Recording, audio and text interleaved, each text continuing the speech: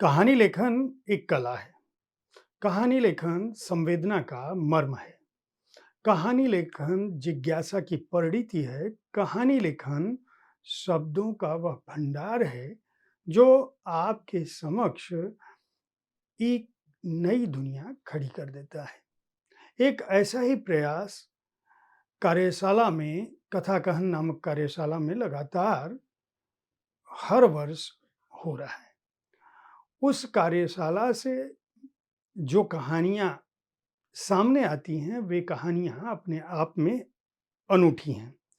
प्रतिभागियों को 7 चित्र दिखाए जाते हैं और उन्हें कहा जाता है कि इस विषय पर वे कहानी लिख कर लाएँ। आप देख रहे हैं साहित्य तक के बुक कैफ़े का एक दिन एक किताब कार्यक्रम। मैं हूँ जयप्रकाश पांडे और आज मैं कथा कहन की उस श्रृंखला से जो संग्रह प्रकाशित हुआ है, जिसका नाम है धनक। कथा कहन 3 की कहानियों का संकलन है ये और दूसरा संग्रह है कथा कहन 4 की कहानियों का संकलन, इसका भी नाम धनक है। इन 2 पुस्तकों के साथ उपस्थित हूँ, चूँकि ये कथा कहन की कार्यशाला से उपजी कहानियाँ हैं, इसलिए इन कहानियों में नए लेखकों के साथ, नए कथाकारों के साथ, नए कहानीकारों के साथ समृद्ध और सक्षम कथाकारों की भी कहानियाँ हैं।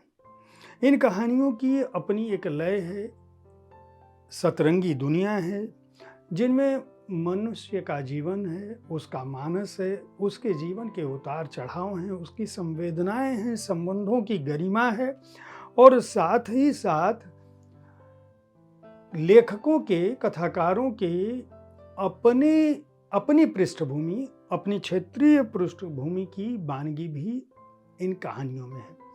परिवेश, कथ्य, शिल्प और भाषाई वितान यह बताता है कि कितने बड़े क्षेत्र से, कितने बड़े भूभाग से कथा कहन की कार्यशाला में कहानीकार आते हैं।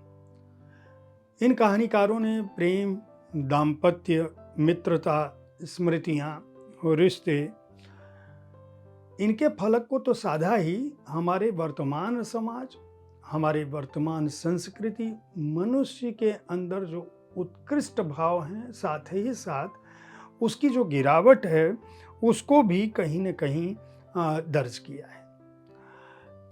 जो कहानियाँ इन संग्रहों में शामिल हैं, उनमें कथा कहन 3 की जो कहानियों का संग्रह है, उसमें संगीता सिंह की कहानी अपराधी, शिप्रा भाटी की कहानी 1086 कदम, प्रिया अम्बस्ट की कहानी क्या ऐसा भी हो सकता है, प्रशांत बेबार की कहानी कनौता कैंप से आई एक चिट्ठी, कमला नरवारिया की कहानी कोख, प्रियंका चौहान की कहानी ग्रे वाला शेड, एसपी सिंह की कहानी देवघर के स्टूडियो, नीलिमा शर्मा की कहानी देह दिल देहरादून, अमनदीप गुजराल की कहानी नई सुबह, गायत्री मनचंदा की कहानी पल दो पल का साथ, डॉक्टर ज्योत्सना मिश्र की कहानी प्रोटोकॉल, विभा व्यास की कहानी फिल्मों वाला प्यार, अवशेष चौहान की कहानी भेदिया, कल्पना मनोरमा की कहानी महोदय, ऋषि कटियार की कहानी मेघा,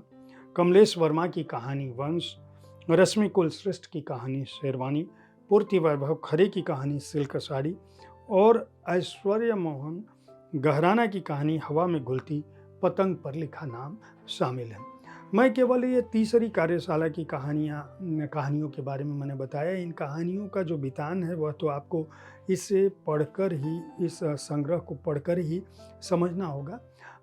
3 दिनों की यह कार्यशाला होती है, जिसमें खुले रूप से एक तरफ जो प्रतिभागी हैं वह होते हैं और दूसरी तरफ जो विशेषज्ञ होते हैं अपने विषय के, वो वहाँ उपस्थित होते हैं।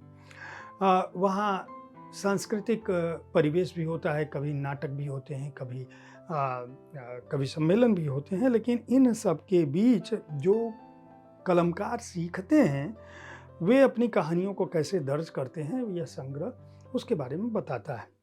1086 कदम जो शिप्रा भाटी की कहानी, अगर इसके मर्म को लें तो यह कहानी बताती है कि किस तरह से आज के समय में जब लोग टहलते हैं कदमों को गिनने के लिए, उनकी गिनती के लिए बाकायदा घड़ियां होती हैं, मोबाइल फ़ोन्स पे होते हैं जो आपके कदम को काउंट करते हैं।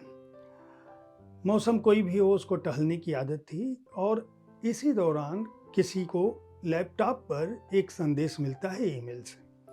कौन है उसे नहीं पता, लेकिन पत्र भेजने वाला मौसम का मिजाज पूछता है और ऐसी बातें करता है जिससे इस तरफ रहने वाला व्यक्ति मेल भेजता है। फिर एक लंबी सी मेल आती है, कुछ दिनों की चुप्पी होती है, फिर मेल आते हैं और इस मेल के दौरान वह अपने कदमों को काउंट करता रहती है और सोचने रहती है कि आखिर ये कौन है जो मुझे चिट्ठी लिखता है। एक लड़की की कहानी है और वह बार बार पढ़ती है कि उसे तरह तरह के विचार उस मेल में मिलते हैं। रूह है, इश्क है, देवी देवता हैं, प्रकृति है, पर्यावरण है, मृत्यु है, जीवन है, प्रतीक्षा है और शेर व शायरी भी है और उन सब के बीच नज़में भी हैं। और लेकिन यह अंततः जान नहीं पाती है कि मेल भेजने वाला कौन है। बाद में उसे पता चलता है कि पहचान छुपाने का क्या मतलब है। जब वो जिद करती है तो पता चलता है कि पहचान बताने से बहुत कुछ घटता है। आप हो सकता है कि व्यक्ति की से परित्यक्त हो जाएं, लेकिन जो चिट्ठी आ रही है उसका मतलब है कि देश, भेष, रंग, रूप से इतर कोई व्यक्ति है जो आपसे कुछ कहता है। और जब वह जान लेती है कि जाने कितने किस्से, नगमे, गीत, फिल्में, संवाद चलते रहेंगे सालों साल, विचार, किताबें, आखिर किसी को जानना इतना आवश्यक क्यों है? जब खो देने का भय न हो और संवाद दोनों तरफ से हो रहा हो, तब यह समझना चाहिए कि दुख सुख का साथी किसी को कहीं से मिल सकता है। इसी तरह से इस संग्रह में एक दूसरी कहानी है, कनौता कैंप से आई एक चिट्ठी प्रशांत बेबार की। यह चिट्ठी दरअसल उस कैंप में, कार्यशाला में भाग लेने के लिए जो अलग अलग उम्र के लोग आते हैं, स्त्रियां आती हैं, उनकी भावनाओं, संवेदनाओं को प्रकट करती है यह कहानी। एक महिला है जिसका परिवार समृद्ध परिवार है, बेटा भी बड़ा हो चुका है। वह भाग लेने कनौता कैंप आती है और जब वापस जा रही होती है तो सड़क दुर्घटना में वह नहीं होती है। परिवार जब 13वीं का संस्कार मना रहा होता है तब एक चिट्ठी मिलती है और उस चिट्ठी को पढ़ने के बाद उसके बेटे को लगता है कि यह चिट्ठी तो माँ ने लिखी है। सारी बातें उसी तरह की हैं जैसे कि एक किसी लड़की की युवा की इच्छाएं हों। लड़के को समझ में नहीं आता है क्यों, क्योंकि वह चिट्ठी जो होती है उस पर नाम लिखा होता है लड़की का, निमकी। वह लड़का फ़ोन करता है, वहाँ पता करता है, आयोजकों से बात करता है, जो लोग उस कार्यशाला में भाग लेने आए होते हैं उनसे बात करता है और सभी को एक दिन इकट्ठा करके वह कनौता कैंप पहुँचता है और वहाँ जानने की कोशिश करता है। जब वह चित्र भेजता है अपनी माँ का तो वह पता चलता है कि ये माँ तो वही उसी नाम से वह उस कैंप में आई थी और वो पहचान जाती है। फिर धीरे धीरे इससे पता चलता है कि दरअसल जब वहाँ बातचीत चलती है तो वह अपने एक मामा को फ़ोन करता है। बातचीत के दौरान उसे अपने परिवेश का पता चलता है, उस मातृकुल का पता चलता है और वहाँ उसे पता चलता है कि दरअसल उसकी माँ का नाम ही निमकी था। यह कहानी यह बताती है कि किस तरह से स्त्री मन अपने पारिवारिक दायित्वों में समृद्धि के तमाम अवसरों के बावजूद, खुशहाली के तमाम अवसरों के बावजूद किस तरह से अपने अतीत को, अपने बचपन को, अपनी स्वतंत्रता और स्वच्छंदता को ढूंढता है। इन कहानियों का बितान बहुत व्यापक है, इसीलिए यह कहा जा सकता है कि यह कार्यशाला सफल है। चौथी कार्यशाला हुई थी कथा कहन 4 की, उसमें जो कहानियाँ शामिल हैं उनका जिक्र मैं कर दूं। विनोद पुरोहित की कहानी है ये एक कुएं की मौत नहीं है। ज्योत्सना कपिल की कहानी है सलीब पर स्त्री। शालिनी वर्मा की कहानी है जिंदगी एक सिम्फनी। अर्चना चौहान की कहानी है प्रवज्या। गीता गैरोला की कहानी है दूर हाशिए पर। डॉक्टर पूनम सिन्हा श्रेयसी की कहानी है कन्फेशन। शोभा लिंबू की कहानी है कांछा दाज्यो। किसलय पंचोली की कहानी है जोमेटो दंपति। डॉक्टर शैलजा रोला की कहानी है समर्पिता। चंद्रिका चौधरी की कहानी है घास की जमीन। ममता पंडित की कहानी है तनख्वाह। अर्चना अर्चन की कहानी है जमाना बदल गया। गायत्री मनचंदा की कहानी है रजनीगंधा। ऐश्वर्या मोहन गहराना की कहानी है नई जमींदारी। हेमा दीक्षित की कहानी है लुंगी। दीपा मिश्रा की कहानी है सुनरी बहुरिया। अनुपम वर्मा की कहानी है देवी। पूर्वी ठक्कर की कहानी है मेरे खेत मेरे स्वजन। डॉक्टर देवकन्या ठाकुर की कहानी है भोजन माता। रागिनी प्रसाद की कहानी है मेरे शहर का बयान। अरविंद तिवारी की कहानी है मेला। डॉक्टर अमर सिंह ठाकुर की कहानी है बंटवारा। और आखिरी कहानी निधि गौतम शैलकाम की है फुसफुसाहटों का शोर। ये कहानी है। अब इन कहानियों में भी रंग उसी तरह के हैं। हर कार्यशाला अपने आप में थोड़ी परिपक्व होती जाती है। जैसे शोभा लिंबू की कहानी, डॉक्टर शोभा लिंबू की कांछा दाज्यू है, वह स्थानीय भाषा को, पूर्वोत्तर की भाषा को लिए हुए है, नेपाल की भाषा को, नेपाल की स्थानीयता को लिए हुए है।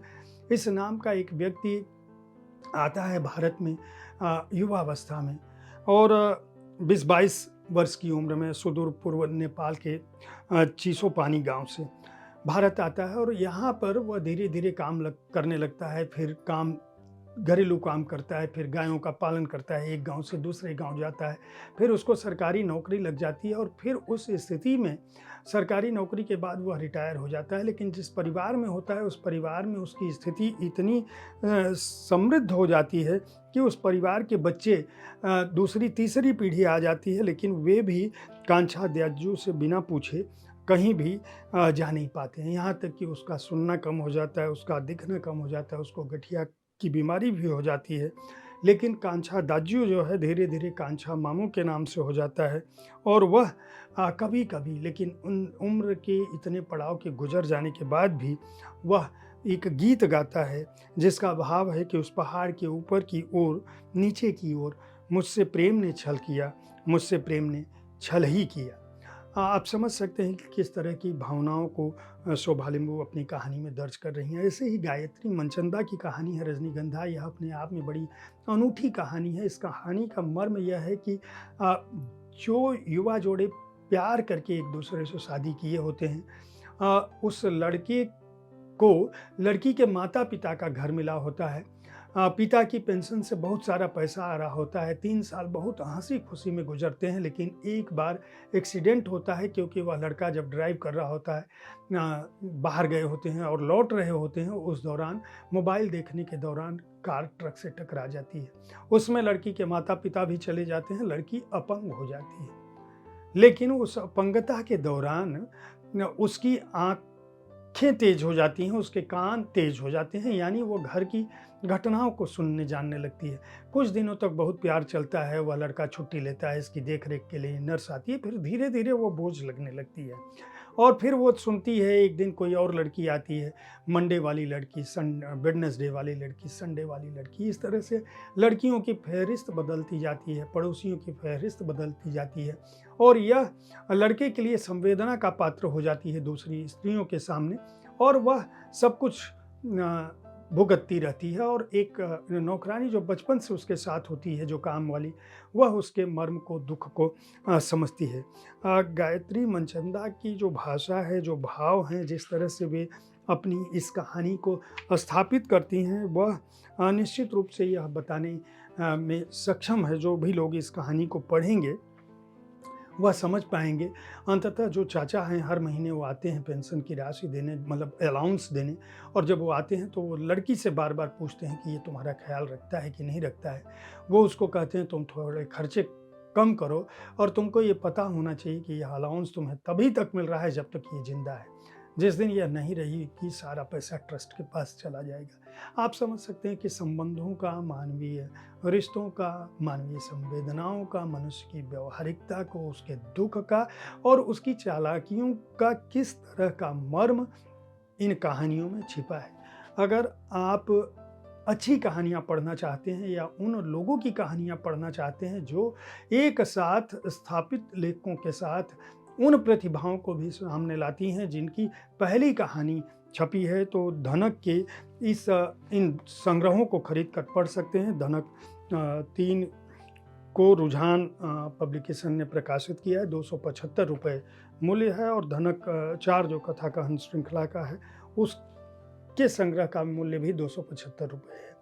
तो इस तरह से आप चाहें तो अच्छे कथा संग्रह में को जिनमें आपको 40 के करीब कहानियाँ मिलेंगी, उन्हें आप खरीद कर पढ़ सकते हैं।